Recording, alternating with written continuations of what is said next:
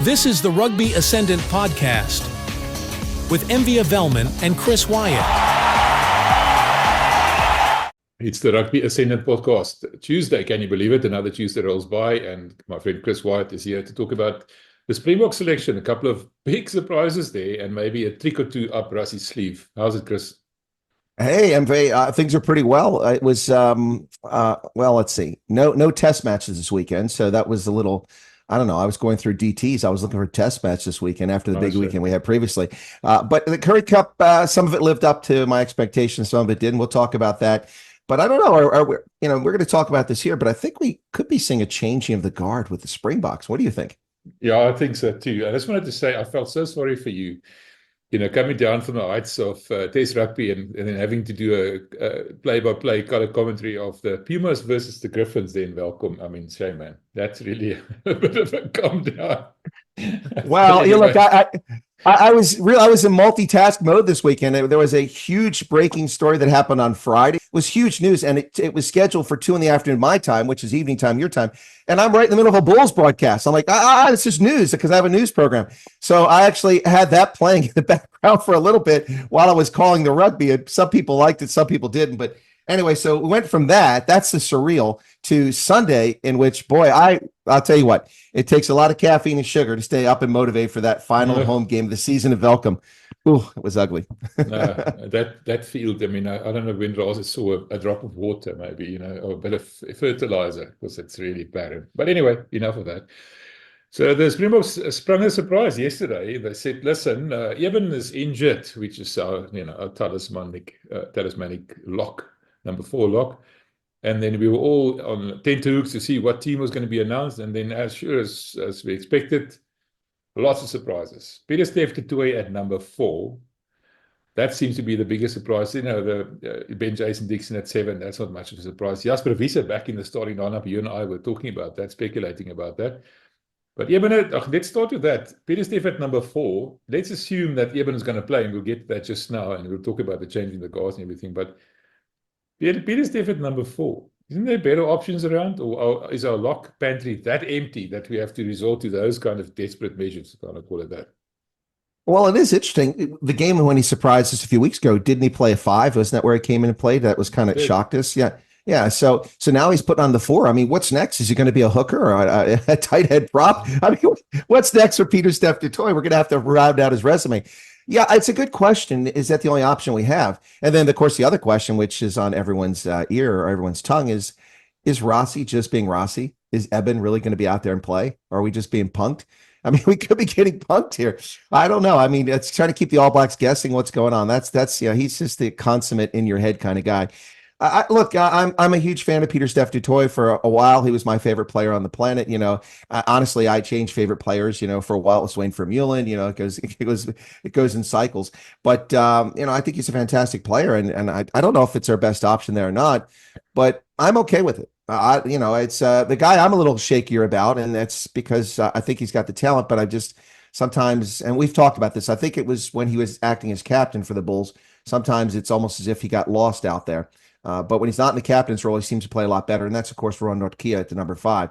I know you're a big fan, and I think he's a great player. But I think this will work against the All Blacks. The All Blacks got their own problems coming. They got an assistant coach who resigned. They've got one of their top players who's apparently not going to be able to play for an injury. So I don't know. Look. Hey, look, it's 2027's a ways off, but I do want to win the rugby championship. So let's stick to this team and assume that Eben's not going to play. And then, from what I've heard, the 2 All Black locks, Sam Darry and Scott Barrett, might be, causing us a bit of trouble in the lineouts, for example. And apparently, it looks like we might be under pressure in the breakdowns as well. I'm not sure why, but apparently there's a bit of a weak spot. And I'm not sure if Pieter-Steph, doing the kind of running game that he does, that he likes, lately he's been playing in the tram lines on the edges with Sia and the likes. Now starting to play a much tighter role, which typically a number 4 does. Number 4 is a Bakkies Botha type of lock. And I don't really see Pieter-Steph, being able to, as talented as he is, he might be playing prop next year, might be playing prop next time, but I can't see him playing a number 4 lock. I honestly don't. He's not the right player. It's not going to work. Really? That's interesting. I'm curious to see how it goes. I wasn't really focusing on this, but with your comments, I want to see it. No, he did play five, you're right. But number five and number four is not the same kind of player. No, again, I use the analogy. Bakkies Botha, Victor Matfield, the number four and a number five. Clearly defined different roles. Pieter-Steph at a stretch, he started as a number five lock. He can fit in there. As a number four, I'm not convinced.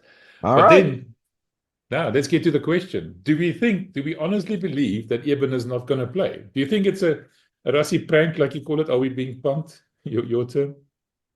Well, I didn't even know because I missed the press conference. You told me just before we went on air that he's going to be there. I was kind of hoping against all hope that he was going to be in the lineup and they just weren't announcing it. So I don't know. I mean, if they hadn't announced he was going to be in the lineup and it was a last minute surprise, I would have believed more in it. But the fact that they announced it this early, I don't know what Rassie. We might be getting punked here. But I mean, if look, this is the problem with these injuries. The one thing I'm not a fan of the National Football League anymore, but one thing that is definitely clear about them is they're required to report their injured players, and they have timelines when they have to do it, and they're very, very thorough about them. If they don't, teams can get a lot of trouble over it. So playing these games in the lineup, I don't know. Will he be in? I want to see him. Look, we're almost on a threshold here. We've got a milestone for Eben Etzebeth. He has 124 caps, tied with Brian Habana for the second most ever in Springbok history. Of course, let's remember that in the modern era, guys play 10, 12, 13 times a season. 50, 100 years ago, they're playing 3 or 4 test matches a year. But the top, of course, is Victor Matfield with 127 caps. And I was expecting to see Eben at the age of just 32 surpass him this season. And if he misses another game, that's how much longer we have to wait for that milestone to be reached.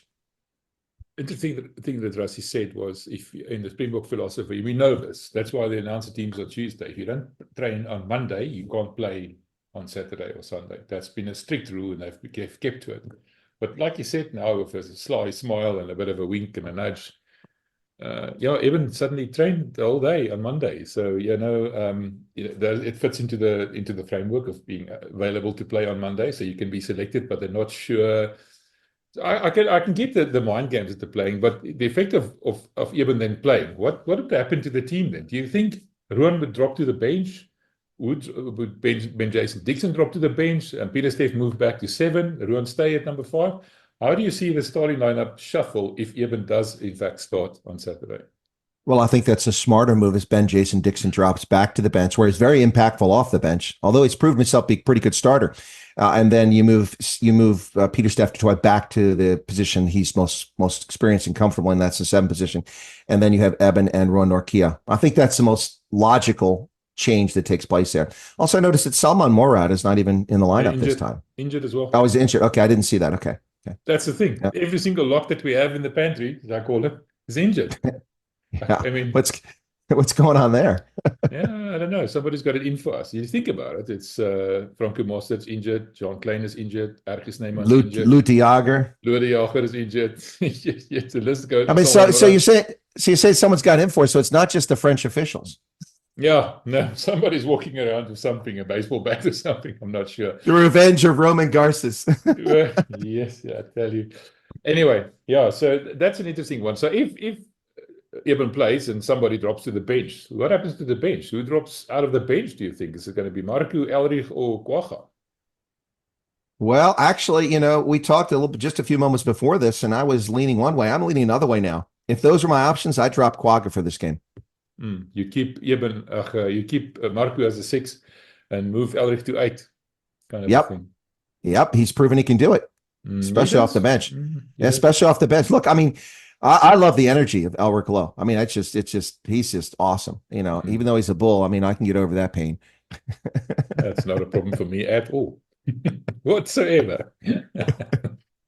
But yeah, no, I think that's the smart money. That would be the way to do it. Look, I'm also a big fan of Kwagga Smith. Anybody that walks around with a bent nose like that and doesn't go get it fixed, you got to respect. Kwagga is the benefit of Kwagga is the fact that he can also play in the back line. He's fast enough now. That's one of the reasons why they were able to go for 7-1 bench. If he was one of the forwards, what about that? Well, it's a fair point, but Kwaga's not had his best season this year. I don't know what's going on in his head, if something's wrong or it just happenstance. But he started put him at a position initially, and it just those drop balls. I mean, he's been okay. I think that some of the analysts have been overly generous with him off the bench. I don't think he's had much time when he came off the bench, but when he started, little suspect this season, which is a shame because I think he's a fantastic player. I think the problem is not so much that he's had a bad season. He doesn't fit into the Tony Brown game plan. Yeah. Because with those two other loose forwards running on the edges, he has to cover the whole in between. And he's too small, physically too small. I think that's part of the problem. That's why Elrich did a better job. And Elrich was also told to play narrower and not to play that wide. And the backline players had to make up a bit of that difference. No, that's a fair point. And that works really well when Elrich does play a bit narrow in there, because he's actually got speed for a big guy. You notice that? Yes. I mean, he's got some wheels, I mean, it's impressive. No, I think that's probably part of what the problem has been this year. And frankly, I think a lot of people are struggling to come up with that conclusion because we're not used to seeing Quagga in this role. With the Springboks, we're used to seeing him off the bench. He's part of the bomb squad, coming in there late in the game. And beyond that, we're used to seeing him sprinting all over the pitch as a sevens player for the Blitzbach. True. So, I mean, we're seeing him in different roles this year, and maybe he needs to grow into those roles. But given these options, I would drop Quagga and keep the other two. Yeah, we talked about 8th man, both Elrich or Quagga, but the guy starting at number 8 is Jasper Wiese, who seems to return from an eternal banishment almost. He was punished way beyond the crime that he committed. Do you think he's ready for this game? From what I've heard, he might be a little bit rusty. But maybe the best way to get him back into form is just throw him into the deep end. Well, I have absolutely no idea if he's ready for the game. I suspect he might not be in at least a couple respects, maybe mentally, because when you're away from the game for that long, also when you feel aggrieved, I don't know if he's past that. I think he should feel aggrieved. That was wholly unwarranted. And we've seen far worse things, not even given cards in recent games, in recent test matches for far more egregious offenses. Anyway, I would say that last week, if I recall correctly, I said that whether Jasper is there or we keep Elrich low, I would keep Elrich low because of his form. However, I said it depends on practice. If Jasper comes back and he proves the mettle in practice, then Rassie's going to start him. And that looks like what we're seeing here. He must have done very well. He must have impressed so far. So I guess there you go. So we're going to start Jasper Wiese. I think it's fine. If he's not up to the game, if there's something going on his head, if he's maybe out of sorts because he hasn't been on the pitch for a while, then you bring Elrich low on and replace him. Piece of cake. Yeah, he's been with the camp the whole time because they used these tests that he didn't play in to serve out that eternal suspension of his. So he was involved in all the practices and the training runs and everything. So Rassie obviously knows better than we do. One thing that I was a bit surprised about is on Sunday, Report newspaper reported through Hendrik Cronje, who's a very well-known rugby writer, very close to Rassie, and he said all indications are that Gerard Steenekamp was going to start, and then Ox was going to come off the bench. But it didn't prove to be that way. It was the other way around. Ox starts and Gerard comes off the bench. That's quite an interesting one because the idea was, because there are so few scrums lately, that you would rather have a very mobile prop like Gerard Steenekamp, who's still quite strong and a good scrummer, to start the game, and then when Ox comes on, just finish them off. But again, you must remember that Ox, can outrun a wing anyway on any given day. He's that fast. It's interesting. What do you think? What did you think about that selection? Yeah, that is interesting. And, we discussed this and we started off talking about a changing of the guard. Are we looking at a changing of the guard as we build up the 2027 World Cup? And we might talk about that a little bit more coming up. But in this case, in the front row, there's no changing of the guard. This is old school. Frans Malherbe, Bongi Mbanami, and Oxen Shea. I'm not sure why the decision. Maybe they expect there's going to be more scrums against the All Blacks. They think there's going to be more fights in the trenches, and Ox is better suited for that. I think that may be what it is. You look at who he's got on the wings and in the center positions, and he's got grease lightning out there. I mean, Fassi, Colby, Creel, De Allende, Kurtley Arendse. I mean, and that's just speed. So maybe he's thinking that, we need to clog up the channels inside. We need to use these big guys and the ones who can do the fights in the trenches, and we'll win our scrums. Not that Gerhard Steenkamp cannot win the scrums, but you made a distinction there that he's more of I don't know, maybe more of a mobile guy that gets around that role than Ox. I don't want to say he's plotting. That comes across very wrong. That's not how I mean to say it. But he's, I don't know, more deliberate. Maybe that's better. Ox is more deliberate. I think maybe that's a better explanation there. And so maybe that's the reason for it. But this is definitely not a changing of the guard in the front row. those props and that hooker are staying the same. Where there is a changing of the guard, and we're going to come to that now, is at number 10 and number 15. Let's start with number 10. We were all wondering whether Rassie's going to go for it, take the chance. And we know Rassie by now. He's going to take the chance. We should. Why were we even wondering? Sasha's going to start against the All Blacks, and Andre seems to be relegated to the bench now. He seems to be the bench option going forward. That is a big change in the guard, and I think it's about a year or so sooner, you said it yourself, than we expected Rassie to make this change. Rassie is going to go for it. That's what it looks like. It sure does look that way, and I don't want to say disappointed, frustrated, confused, but maybe a little surprised. And once again, like we said last week, who are we to guess or second guess Rassie Erasmus? I mean, last week we talked about this. I said that I would expect that he would go Pollard because he's proven. He's beaten the All Blacks before. He's steady. He's there, and he's healthy. And he was the man. He had been the man. And that the previous test we just saw against the Wallabies were testing grounds for Sasha. Well, maybe they weren't testing grounds. Maybe they're just part of his path to that full-time position at fly half.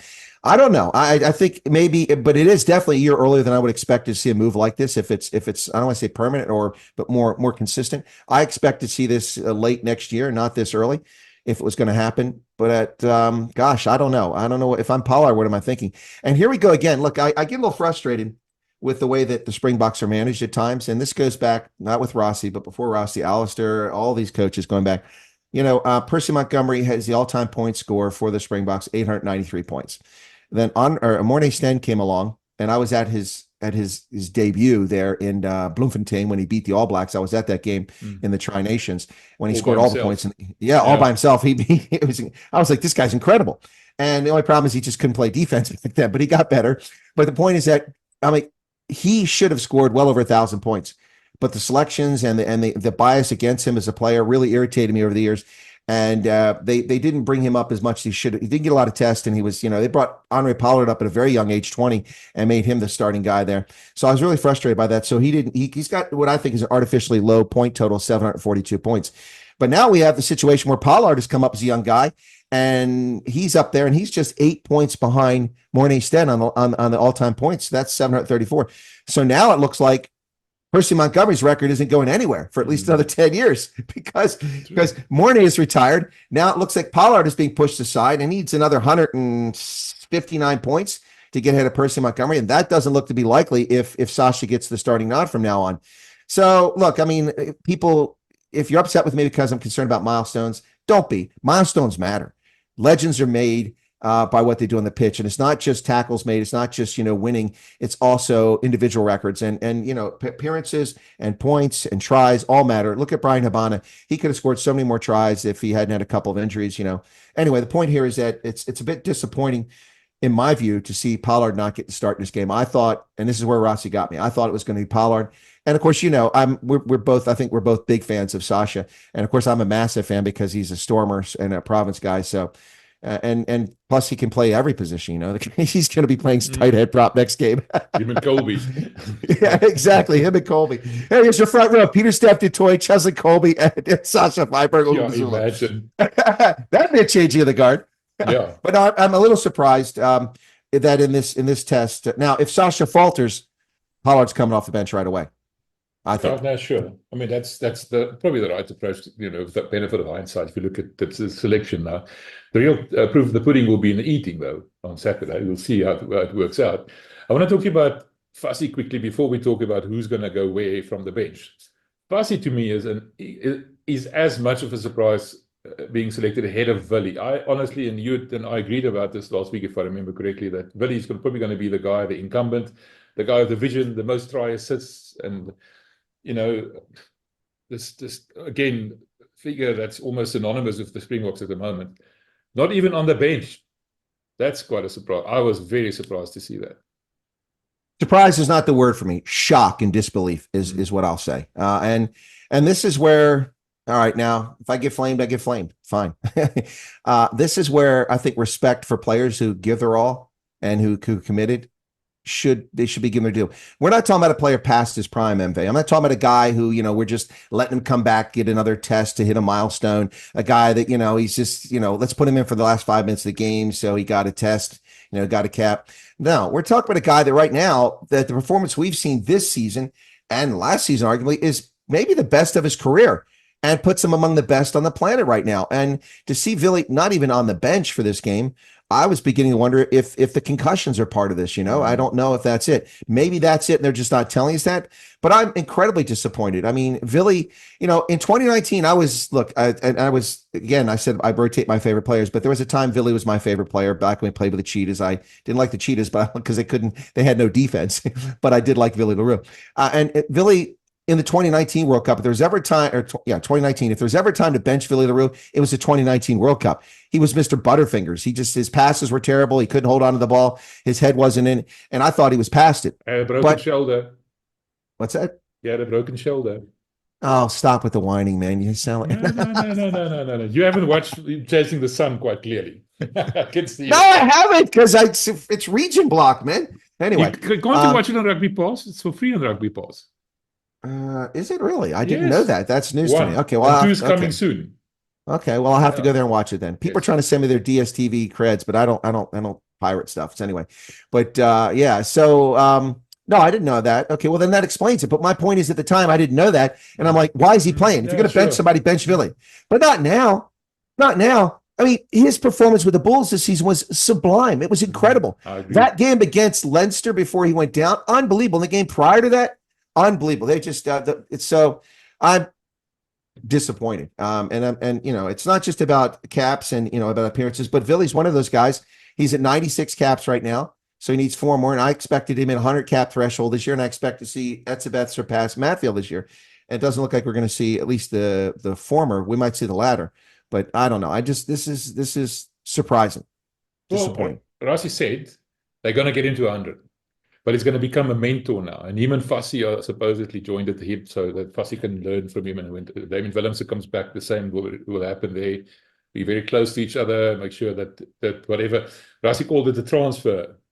And he was made a joke about married couples. I think my opinion, Billy will probably play next week in Cape Town. I think we're going to see another wholesale change in the team selection. And then against Argentina, we're probably going to see him play, and then maybe see him at the end of the year, gets to 100, and then maybe rides off into the sunset. Well, as far as, mentor, coach, I've seen this movie before. I know how this thing ends. It was this season that Deval Devanaga, the scrum half for Benetton, was listed as an assistant coach, and he was still a player. Well, apparently, just a few weeks back, Deval Devanaga was released by Benetton after he'd been there for several years. And then, lo and behold, I turn on my game and I look at my lineup, and who is wearing the number 9 jersey for Province but the 38-year-old Deval Devanaga? Where did that come from? He's back at Province. I mean, after being up in Italy for so long. So I've seen this movie before where a mentor, a coach, and they just dump somebody. So not happy about this. Not happy. But, it's... I just found out today what the story with Deval Devanaga is. Maybe you'd want to know.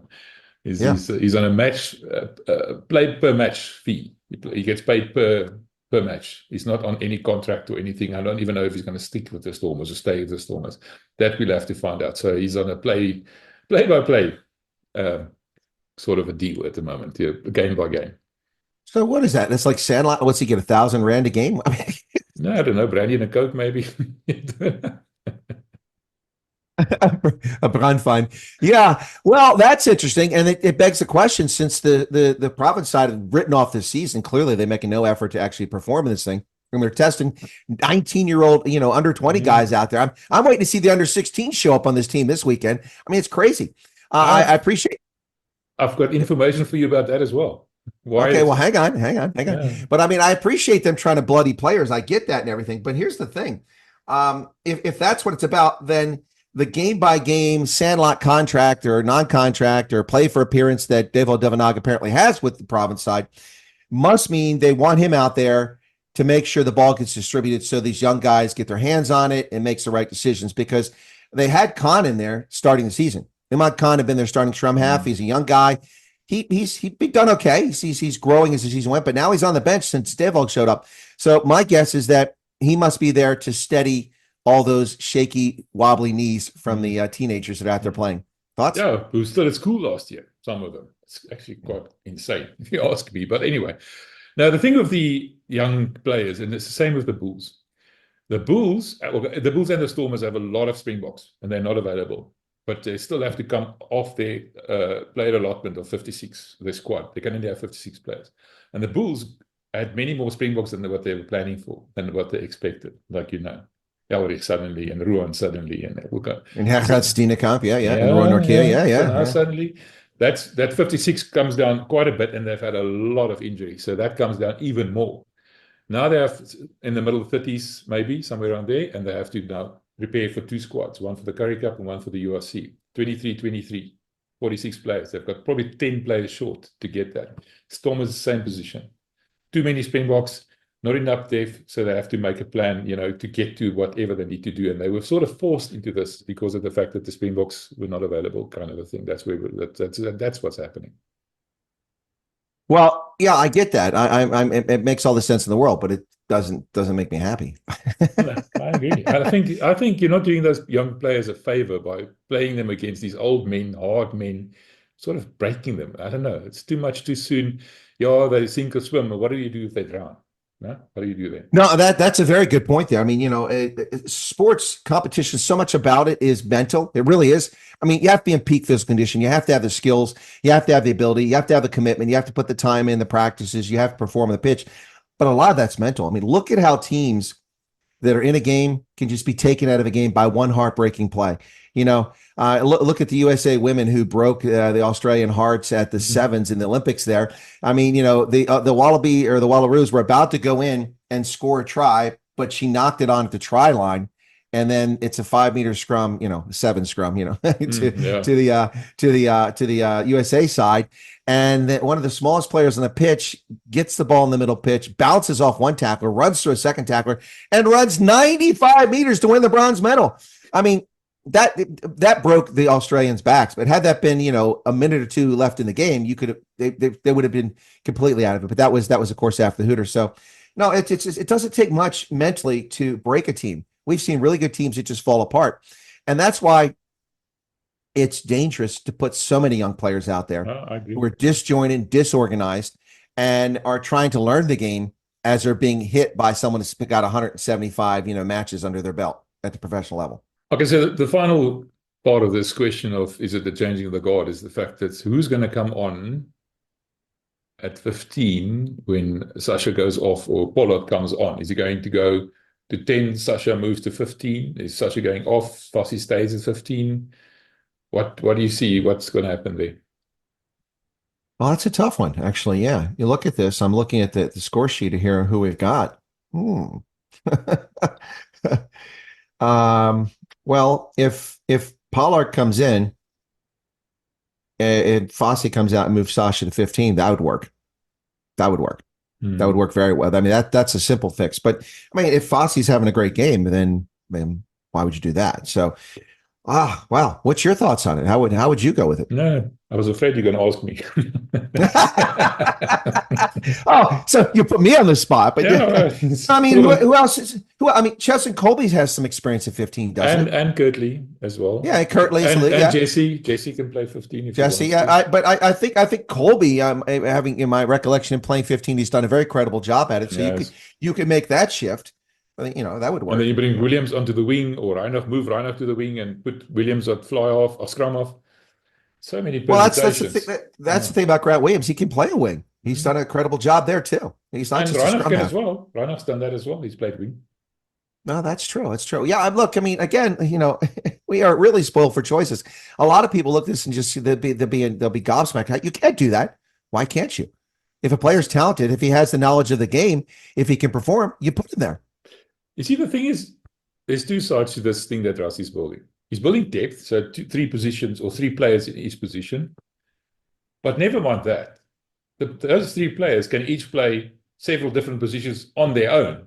So you never know. Versatility. Yeah. And that's something that most national sides simply don't have. Most club teams don't have that. Versatility, the ability. And, I guess for us this season, you and I, since we started talking at Loftus a couple months ago, one thing you and I both remarked in private, and I think we might have discussed here a few times, because we started with Sasha.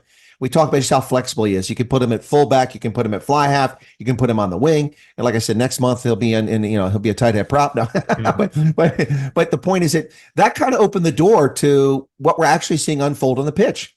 Rassie is developing players that are versatile. Now, we knew Quagga was already there. He's been in that role for some time. So Quagga, now Sasha, we've seen the flexibility of Cheslin Colby. Look, I mean, we just saw Cheslin Colby playing scrum half recently, did we not? And I mean, he was, hooker. He was a hooker. Oh my goodness, yeah. No, but I mean, I'll tell you what. That's what'll make the Springboks unbeatable if no one else can do that. I mean, think about it. You play another team, they lose a key player, and they've got to scramble to fill that gap, and they can't because they don't have that versatility. This is something that I think is long overdue in the game of rugby, versatility. It's pretty impressive. It's interesting how it changes. I remember a few players a couple of years ago, like Frans Steyn, for example, Ruan Pienaar to a degree. They were victims of their versatility. They were never first choice players. Nowadays, it's the other way around. The more versatile you are, the more likely you're going to be to be selected. Well, 100%. I think Ruan Pienaar should have gone over 100 caps easily.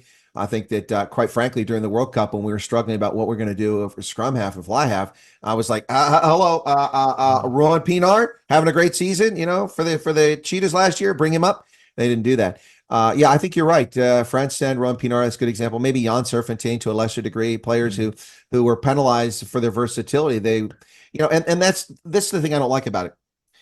A player who isn't established a position like Quagga initially, he wasn't really established a position. They brought him up from Blitzbach, and then he goes into utility role. He's a utility player. He can fill a gap. No, these are talented players. And what we're seeing now is players that are established who are adding to the repertoire, to their CV by doing other things. And it's becoming more accepted and established, which it wasn't in the day of, as you said, in the days of Ruan Pienaar and also of Frans Sten. And that's a shame.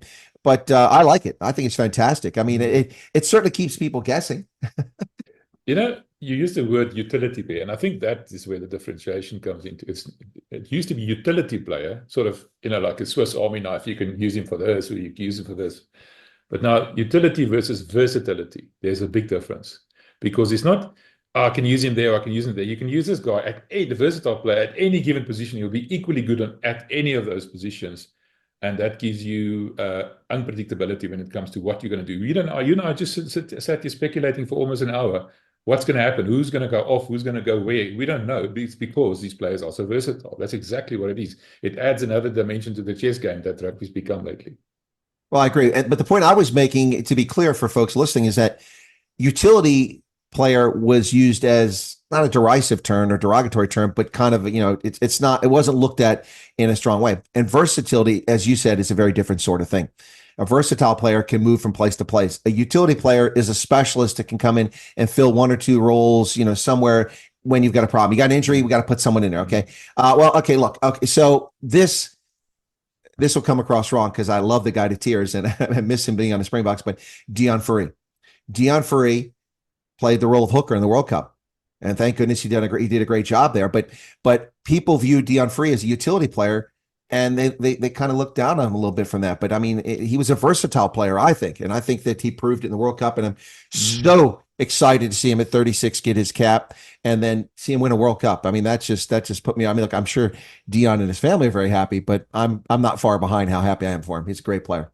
Yeah, well, never mind that. He ended that game, the World Cup final, as captain on the field. Yeah. What a fairy tale almost, isn't it? It is a fairy tale. Chasing the Sun, Part 3. Well, we're going to definitely have that. Now, remember, go to Rugby Pass and go watch Chasing the Sun 1, and Chasing the Sun 2 is coming out very soon, free as well. I'm telling you now. Okay. All right. So you know. All right. Talking about versatility, let's move on to the Currie Cup. That's one of P.W. Nomlomo, the Bulls coach, one of his mantras from day one. Remember the very first press conference we sat in with him, he said he wants versatile players. Now, I am a Blue Bulls supporter. I've never been shy about that. I've never made a secret of it. But I'm telling you now, I'm a little worried about the Bulls. They seem to be losing a bit of momentum. They struggled a bit against the Griquas. The lineouts were a mess once again. They were beaten at the breakdowns. And this coming weekend, they have to face the rampant, I want to use that word, I've been wanting to use that word for a while now, Lions. The Lions seem to be I'm worried. They seem to me almost unstoppable. What's your opinion about those two teams and how they played this past weekend? Well, I wasn't impressed with the Bulls' performance, and I'm not a Bulls hater. I root for the Bulls when they're not playing Stormers or the Province side, but I wasn't impressed. I mean, as you said, their lineouts were messy, and they got beaten several times. They shouldn't have been beaten. The Griquas should not have scored 24 points in that game, quite frankly. I mean, it's just I don't know what's going on with the Bulls. They just have these mental lapses at times. 47-24 sounds like a hiding. It sounds like a shellacking. It sounds like a team that just got beaten badly. Okay, I'll accept that for the Griquas, but the Bulls didn't impress. And I'm with you 100%. Injuries, players leaving for the URC training camps, these are real concerns. After leading the season going undefeated, 8 weeks, 80% of the season's over now for Currie Cup. There's 7 wins and a draw. They could very well find themselves losing in their first playoff game in semifinal at home and find themselves out of it. It could be just like the Cheetahs a couple seasons ago when it wound up being the Griquas and the Pumas in the final. Look, I would be nervous right now if I were playing the Lions or the Sharks. Not that Sharks were impressive this weekend, but they feel it. Remember the mental aspect I talked about earlier? The Sharks feel that they're on the ascendancy, that they're back after I mean, you want to talk about a season to forget, just put this one in the books, burn all the books, pull all the servers out of the wall so no one can find statistics for this URC season and the start of this Currie Cup season, 0-3. But now 4 wins and a draw. They're 4-3-1, and they're in third place. They're on the road, but they're going to get themselves in the playoffs unless they have a complete collapse here. But I agree with you. I would be very nervous if I were a Bulls fan with the Lions this weekend. The Lions are coming to Loftus on Friday. And if you're not busy, go out there and watch the game. But I'll tell you what, don't phone this one in and say, hey, the Bulls are going to win it, because the Lions have been impressive lately. They've been the most consistent team in the past month in Currie Cup. And so I would be nervous if I was a Bulls fan, but their performance left something to be desired. Now, the Lions, they played the Cheetahs this past weekend, and the Cheetahs are just falling all over themselves. They've lost 2 games at home in a row, plus a draw to the Bulls. They're 0-3 in the last 3 games at home. That's atrocious. That's half their home season right there, and they've performed poorly at home. This is a team that came out of the gates like they were going to dominate Currie Cup this year, and they've just faded badly. That's if you're Cheetahs fans, it's got to be heartbreaking. But right now, they might not even make the playoffs. The Pumas are on their heels, tied at 24 points on the log with 2 games ago. And the last game of the season is the Pumas and the Cheetahs. That could decide who goes in the playoffs to play that first place team, whether it's the Lions or the Bulls. Just one step back, Chris. Luckily, you're not in South Africa, because you would have pitched up at an empty Loftus, because the game is not being played at Loftus. It's being played in midstream, of all places, at a school. You did mention it, and I asked why it wasn't being played at Tux. Well, listen, I mean, it would be the first time I rocked up at Loftus, and I was the only one there. Yeah, you and I. At least there's a shopping center and a hotel next to the place now. So if I show up and there's nobody there, there's something to do. But no, I frequently go to the team shop down there at the other end of the stadium and buy a bunch of kit and things like that. So yeah, even though I'm not a Bulls fan, I have plenty of Bulls kit. So okay, they're playing off-site. So yeah, wherever they're playing this weekend. And maybe that puts a little more something into it. The Bulls aren't in their den. They aren't defending their stomping ground, so to speak. And that's an appropriate statement for Bulls stomping ground, as a Stampede. Actually, Stampede, you're right.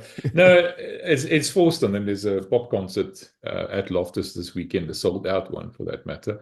But the point is, this college they're talking about is right in the middle between Joburg and Pretoria. So I think you're going to have a fairly equally divided. A lot of Lions fans are going to show up. And I mean, and if that's where it's at, you have a lot of fans who support one or the other team that live in Centurion who are going to have mixed feelings. They're going to show up. It should be interesting to see.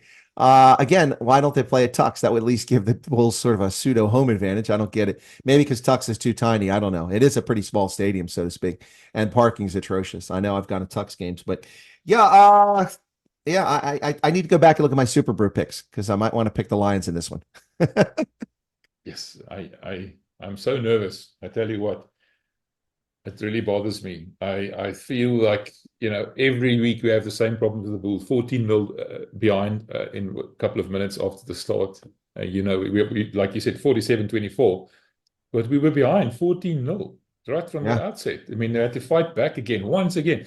I said to Pee Wee in a hall after the game at the press conference, I said, listen, we always go to sleep in the last 20 minutes. This game, we went to sleep in the first 20 minutes. I mean, we cannot get an 80-minute game. Simply can't. And the Lions are stringing that together. Sharks, not so much. The Sharks still fire a bit or misfire a little bit.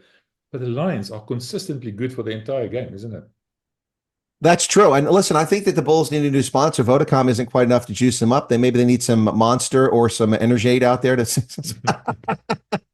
But, no, look, it's true. But let's look at it this way. Can you now look for the and I will feel for you as a Bulls fan. I will feel for Bulls fans if this happens. But we have a distinct possibility of the team that has gone undefeated 80% of the season and actually dominated the first half of the season could find themselves losing one or two games at the end of the season, winding up in the number 2 spot. Or probably not number 3 spot. It seems unlikely. And then losing in the semifinal, and that season's over. Now, contrast that would be so heartbreaking, disappointing, and frustrating. Contrast that with the URC team that sucked at the beginning of the URC season and built up over the season to where they hosted a final. Now, they should have won the final. I feel cheated, but anyway. The point is that, but the point is that was much more exciting and much more involved. And look at the crowd we had there for that final at Loftus. That was epic. It was pretty cool. Talking about the URC, I'm glad you mentioned it now. It's here about Currie Arendse now going to play in Japan. In Japan. Yeah, I saw that. I mean, what the hell? Gone at the end of December, comes back just in time for the playoffs, if we make the playoffs. One of our key players, one of the most instrumental players that made sure that we got to the final that you just referred to. You know, remember when he cracked his cheekbone, how much of a setback it was for us. That guy is indispensable. But I understand probably the reasoning behind it is that if he didn't do that, they would have lost him. You know, I'd rather have him for a little bit. But they're not at all. They're not at all. What Jake specifically said, remember they did the same thing with Marcelo a year or two ago? And Jake said he'll never do that again. And what do? They do it with Currie Arendse of all players. Well, but I mean, look, in this case, it's, and I don't know the negotiation, I don't know what happened here, but to me, it's a player who holds all the cards here. As you said, Currie Arendse is indispensable. I mean, if you're that caliber player, look, I mean, and look, I don't know what he's getting paid in Japan, but I bet it's some big, serious rand getting paid there. I mean, it's the yen. Again, athletes only have a certain window to perform and do things. So I appreciate it. And look, as a Stormers fan, I'm not exactly heartbroken to see that you could have Currie Arendse, particularly since the first game of the season is against the Bulls. I know, in Cape Town, you know. And I was watching Stravino Jacobs and Henry Immelman last week against the Griquas. And how many times, for example, did Stravino Jacobs get to the try line and he couldn't finish? If it was Currie Arendse, it would have been a try 10 times out of 10. And that's what I'm concerned about. You know, you lose that kind of player, sure, it's a big setback.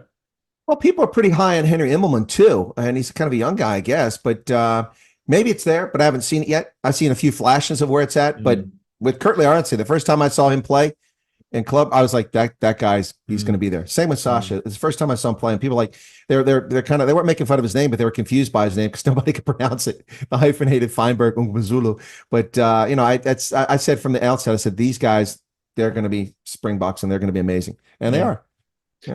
All right, your predictions for the semifinals. I know we're jumping ahead a little bit, but I suppose, and I want you to give it to me in order. Who's going to end top of the log? Number 2, number 3, number 4. You know, and who's going to? What do you think? Where's it headed? From you, you've watched every single game, which I haven't. I have, but let me run through what the schedule is here, okay, and see if I can pick it. So let's go with the Bulls first because there's 7, 0, and 1. So they're undefeated for 8 games. Let's assume they lose this week to the Lions. I know that pains you. Week 9. Greatly. And then they lose to the Sharks in week 10. Ooh. On the road, because they'll be on the road in Durban. That would make them 7, 2, and 1. And would leave them, it depends how many bonus points they do or don't get. That could put them in a lot of trouble. See, that's why I said the Bulls, they got a tough road to hoe here. Last 2 games, and losing players for ERC is not going to help. They have 36 points in logs. If the Lions get a bonus point win this weekend, they surpass them unless the Bulls manage to get a bonus point for the point differential or the tries. So that would give the Lions 37 with 1 game left to go, and they could win the whole thing. The Sharks at 26, even if they had 2 bonus point victories, would have 36. So it seems unlikely that they'd have to have a massive point differential to overcome. The Bulls have got that. So the Bulls aren't going to drop below second place. So they're going to host a semifinal. The question is, will they be the number 1 or number 2 seed? So I think at this stage, it's unless the Lions stumble, lose to the Bulls, and then losing last week, the Sharks could overtake them. But that's as best they could do. That would be pretty amazing to see the Sharks slide up number 2. But I think what's going to happen is here's the order: Bulls or Lions 1 and 2. That's going to be one of those two. And I really can't make an accurate prediction until we see what happens this weekend at the neutral ground between Joburg and Pretoria. The Sharks are probably going to finish number 3. The question is, did the Cheetahs get knocked out of the playoffs? The Pumas and Cheetahs. And that's critical. I mean, Jimmy Stonehouse, that would be a huge victory for this side after they've kind of struggled in the middle part of the season to see what would happen there. As we look at the Pumas have, of course, this week in Province. They're on the road in Cape Town, but Province has played poorly at home, so they could beat them there. So if they do that, then their last game will be the most important game of the season for both the Cheetahs and the Pumas. And I think that's likely to be the case. That game in Nelspruit on September 7th, that game, Pumas Cheetahs, that won't decide who's going to get the 4th place. So I'm going to go out on a limb here, and the form I've seen that the Cheetahs been playing in, and even though I like the Cheetahs, I'm going to say Bulls, Lions, Sharks, Pumas, and Cheetahs lose out. That's what I'm going to say. So if you say Bulls first, you think the Bulls are going to beat them this weekend, beat the Lions this weekend? I'm just being nice because you're a nice guy. I don't think they're going to win. Yeah, the bad thing about that is it's going to be Bulls Lions this weekend, and next weekend, like you said, the Bulls are going to play the Sharks, which never easy at home. But the Lions have a nice little, warm up against the Griffins. I mean, that's a guaranteed 5 points. Exactly. So, that's why if the Lions win this weekend, it's over. It's over. I know, for the number 1 position. I mean, yeah, right, for the number 1 position, because if they win just win, it's 37 points on the log, and the Bulls 36. So unless the Bulls get a bonus point, they'll be ahead of them. But if they get a bonus point, that's going to give them 38, and then the Bulls can't catch them with a Lions bonus point win because they'll have 37 best case. So they'll have the lead there. And then it goes down to that, that exhibition game, as you said, against the Griffins. And the Bulls have got to go to Durban. So, yeah, and that's going to be quite a comeuppance for Bulls fans to be undefeated. 80% of the season's over, and you could find yourself losing the top position log. And the way they're playing, but the Cheetahs have been atrocious. I mean, they should never have lost that or had a tie with the Bulls. That stupid scrum penalty at midfield. Oh gosh, I saw that coming. So that, and then these 2 losses at home back to back, they should not have lost these games. The Cheetahs, I don't know what's going on with them, but you talk about the Bulls disappearing in the last 20 minutes or the first 20 minutes. The Cheetahs disappear for 10 minutes at a time. They come back for 10 minutes and they disappear. It's like Dr. Jekyll, Mr. Hyde watching the Cheetahs. They're all over the place. So I don't know and Franz Sten's like, quit picking on the coach.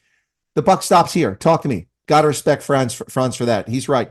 He's director of rugby. The buck stops with him. But I would go one step further and say the buck actually stops with the performance of the players on the pitch or lack thereof. I'm not going to call and say bad things about him, but this weekend's performance, one player in particular that just did not impress me with the Cheetahs was Cohen Jasper. He had a terrible week. I didn't see anything from him in this game, and the Cheetahs needed him. Anyway, I don't mean to call out Cohen. There's other people had bad weekends, but just saying, it's the Cheetahs. Boy, if you're from Bloemfontein, you got to be feeling bad. I guess the test match we had recently there is probably the highlight of the season in Bloemfontein. Yeah, sure. I tell you what, the Cheetah supporters are not happy. They are really laying into them on Facebook and everywhere else. This is unacceptable. You told us you're using the SA Cup to prepare for the Currie Cup, so we took those losses and we understood what you were doing. Now the Currie Cup comes, and now you have to prove that what you were doing planning is working out, and it's not. You're failing. So where's the problem? So now there's calls around. There's a coach's head going to roll. Is Francis' head going to roll? Maybe, I don't know. It's a lot of upheaval in the Free State, I think, pretty soon. Well, I think that, Franz head rolling is a bit premature. If someone's going to call for that, that's a bit silly. We saw a similar situation where the Sharks were atrocious, but look at the Sharks now. And the former Springbok or Blitzbok coach, Neil Powell, was brought in as a director of rugby. And then people were like, look at the Sharks. They're terrible. They're terrible. They're terrible. They're terrible. And thankfully, nobody called for his head. But now look at the Sharks. Look at them. I mean, I'm not saying they're great. I'm not saying they're great. I'm just saying that, look, people make, they pull the pin on that grenade a little too soon sometimes, Look, again, there's other reasons for it, but, again, to be fair, I'm a fan of Henneke Meyer, that. Yeah. So, I think the pin was pulled too soon on him. I think that was unjust, but for those of us who are honest about what's going on, we know why it was done. And we know it was unjust. But the point is that, you pull the pin too soon and you let someone go, make a mistake. Sometimes it's the right thing. I mean, look at England. After their abysmal performance in 2015, the World Cup, they let Stuart Lancaster go. They brought in Eddie Jones, and they won 19 straight games with the same squad. A change of coach or a change of director. Yeah, right. Exactly. So, I mean, now Eddie was chased out of town, with pitchforks in the end. And then he made the foolish decision to go try to resurrect the Wallabies in a season which they were just toast anyway. And he took the blame for that. He deserved some of it. His team selection was poor, I thought. But now Eddie Jones is back in Japan where they love him. But, you got to be careful when you pull the pin here, folks. Look, coaching, as I've said before, in rugby, rugby union coaching is one of those things that can turn something around. Eddie Jones is a perfect example of that. You can turn something around like that. And you can have the same players and just get different performance just by having a different leader in charge. You can do that. But the players have to perform. You can have the best coach in the world. If the players aren't performing, there's not much the coach can do. So, it's got to be careful when you pull those pins. Franz Sten is just getting started with the Cheetahs, and he has a bright future there, I think. And I think the Cheetahs will be fine. It's just players aren't performing, and there's something wrong with their game plan that's not making sense to me. And I don't know what it is. If I could identify it, I'd give Franz a call. Well, who's responsible for the game plan? The coach. Exactly. Not the director of rugby, the coach. I'm telling you now, watch that space. And just on the subject of Neil Powell, I think I know that Neil's not too concerned about Currie Cup. He's worried about what's going on in the URC and the like. So JP Peterson's left to his own devices. And I think he's actually stepped up to the plate. He's turning out to be a pretty good coach, don't you think? I agree 100%. It's great to see, JP Peterson came over and played Major League Rugby for a season or so over here, played for San Diego, if I'm not mistaken. He was pretty good over there. I think this is a good coach selection, and it's bearing fruit for the Sharks.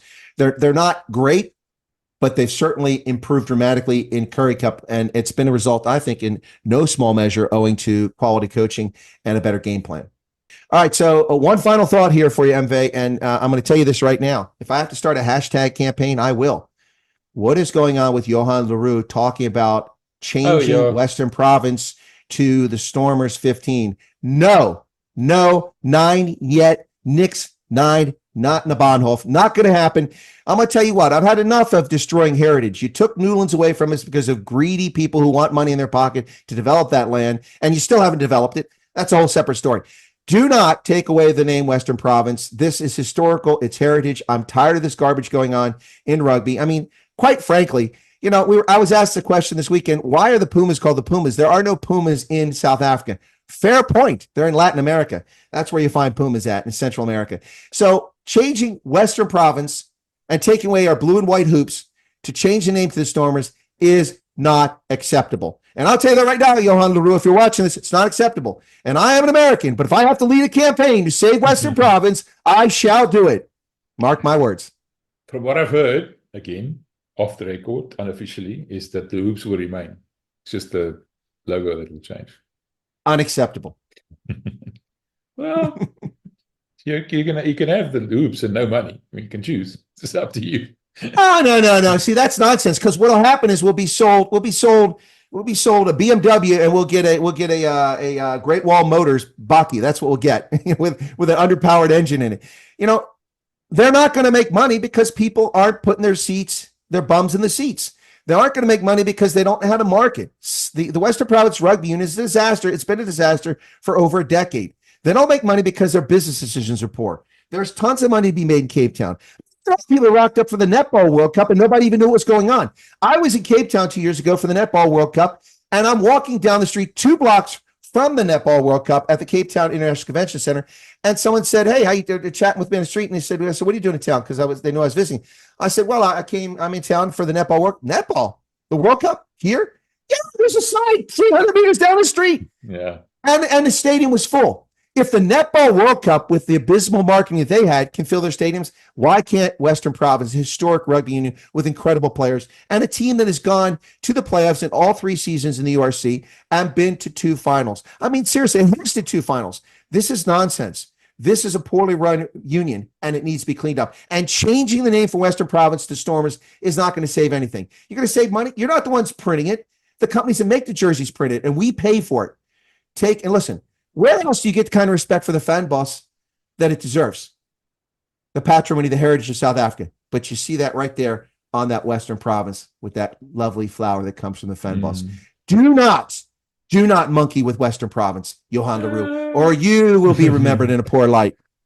Remember the Marder the Barberton Daisy? Yeah.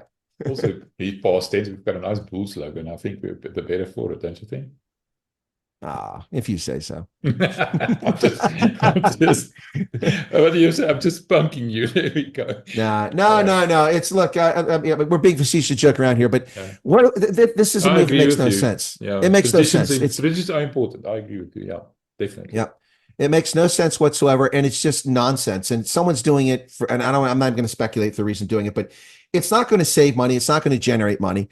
The reason, if you think that, not you, but if Johan Leroux and the Western Province Rugby Union, which isn't called that anymore, now it's the Stormers Rugby Union or something like they changed the name. If you think that changing the name of Western Province to the Stormers and keeping the blue and white hoops for 2 or 3 years before you switch it over to the other jersey is going to make a differentiation and get more people in the seats, then you are drinking a bit too much brand fine. You need to ease up on the alcohol and, have a little reality check here, because that is not going to make money. What's going to make money is better promotion, getting community involved, and getting players out in the community and doing things so people see it, getting out with the youth, letting kids see it, letting kids come into the games for free. Organizing bus trips to the Cape Flats to bring kids in from Kailicha to go to the game for free. Have training sessions at Athlone Stadium where kids can come in there and they're part of it. This is what is needed in the look, by the way, I'm available as a consultant. If they want to hire me, I'll work for free. Just give me a place to live. I'll pay for my own flight.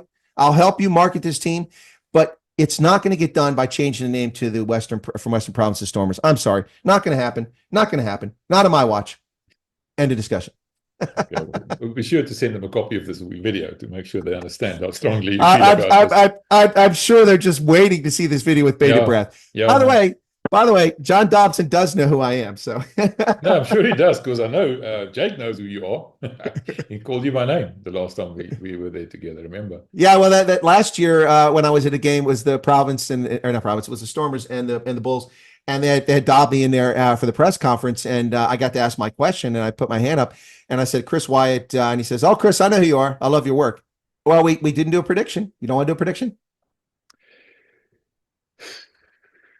I want to do a prediction. I just forgot. So let's say Ellispark, height above sea level. It's sort of a pretty good hunting ground for the Springboks. I'm going to go the Springboks, but it's going to be closer than we think. Probably 5 points or so. But I think a fairly high-scoring game as well, because it's going to be fast. They're going to score a lot of tries. 35-30 for the Springboks, my guess. All right, that's a good prediction. 34-28 is my prediction. Yeah, we're pretty much the same. Yep. And you're saying the Boks are going to win. The Boks are going to win. Oh, yeah. I mean, if they don't, I'm going to be, again, I'll be shocked. I'll be shocked. Again, look, the New Zealand, we haven't even talked about them. They're not the team that they have been in the past. That doesn't mean you look past them. You don't look past them. But there's a reason why the Pumas beat them and came back after losing, at least being behind 10-0 at that game in New Zealand. So, yeah, I think we win. If we lose, I'd be surprised. But, I mean, look, the Bucks never put their foot on the gas pedal, so I don't think it'll be a big margin. It'll be a close one again, but they'll win. I'm going to say goodbye for the third time now. Hopefully I didn't forget another thing. Thanks, Chris. I really appreciate it. I enjoy these talks of ours. It's good fun. This is the Rugby Ascendant podcast with Envia Velman and Chris Wyatt.